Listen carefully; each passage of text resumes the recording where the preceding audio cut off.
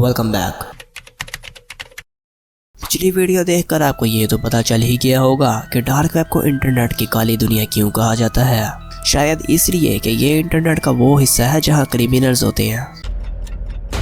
Last night on the dark web allows users to be anonymous.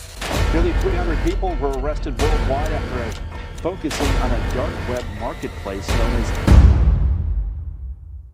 लेकिन अगर मैं आपसे कहूँ कि डार्क वेब पर आप अच्छे काम भी कर सकते हो और वो भी क्रिमिनल्स के बीच बैठकर, क्या आप जानते हो वही न्यूज़ चैनल्स और जर्नलिस्ट जो हमेशा आपको डार्क वेब पर जाने से मना करते हैं वो भी डार्क वेब का यूज़ करते हैं।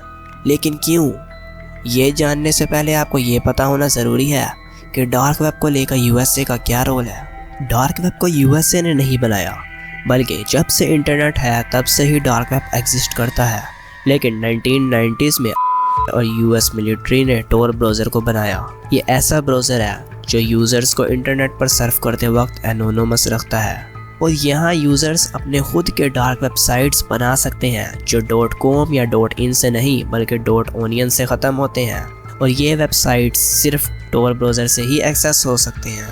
लेकिन यूएस ने इसे किसी इलीगल काम के लिए नहीं बनाया, बल्कि इसलिए बनाया था कि बिना किसी हैक या लोकेशन ट्रेस होने के डर से यूएस मिलिट्री अपने स्पाइस से बात कर सके जो दूसरे कंट्रीज में है। लेकिन फिर 2004 में यूएसए ने इसे पब्लिकली अनाउंस कर दिया और तब से ही ये क्रिमिनल्स का अड्डा बन चुका है।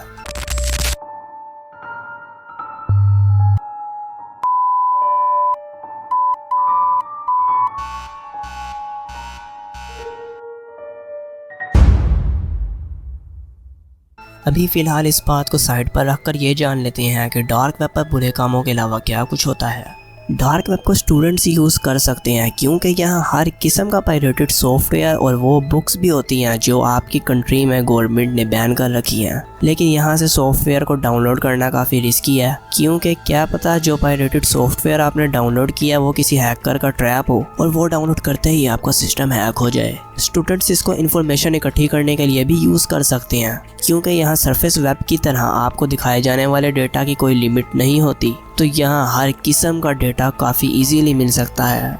डार्क वेब को जर्नलिस्ट भी यूज़ करते हैं इंफॉर्मेशन को शेयर करने के लिए। यहाँ पर वो एनोनिमस रहकर इंफॉर्मेशन को शेयर कर सकते हैं। न्यूज़ चैनल्स भी इसको न्यूज़ इंफॉर्मेशन शेयर करने के लिए यूज़ करते हैं। यहाँ इस तरह की इंफॉर्मेशन को शेयर किया जाता है जो गवर्नमेंट अलाउ नहीं करती कि वो इंफॉर्मेशन या न्यूज़ पब्लिक में जाए। डार्क वेब के ज़रिए ही जर्नलिस्ट किसी सीक्रेट इंफॉर्मेशन को दूसरों तक शेयर करते हैं। डार्क वेब के ज़रिए आप अपने इर्द गिर्द के क्राइम्स को रोक सकते हो और यहाँ तक कि किसी की जान भी बचा सकते हो। मिसाल के तौर पर आपने किसी क्राइम को होते देखा, यानी कोई जुर्म आपकी नज़रों के सामने हुआ है, उस वक्त तो उसको आप रोक नहीं सके और ना आपने इस डर से पुलिस को बताया कि पुलिस मुझसे पूछेगी, बिला वजह मुझ पर शक करेगी। लेकिन आपके सिवा कोई नहीं जानता वो जुर्म किसने किया और आप विक्टिम की मदद करना चाहते हो, उसको इंसाफ दिलाना चाहते हो। तो ऐसे में आप डार्क वेब के ज़रिए पुलिस से कांटेक्ट करके पुलिस को क्राइम के बारे में बता सकते हो। और डार्क वेब को क्योंकि tor ब्राउज़र से एक्सेस किया जाता है जो कि अपने यूज़र को एनोनिमस रखता है, ये नहीं कि इस तरीके से आप पुलिस को इन्फॉर्म भी कर दोगे और आपका नाम भी सामने नहीं आएगा। अब डार्क वेब के फ़ायदे सुनकर आप लोग डार्क वेब पर एडवेंचर करने को जाओ। इससे पहले मैं आपको ये बता दूं कि इस वीडियो में डार्क वेब के लीगल यूजेस जितने भी बताए गए हैं ये सिर्फ 10% है।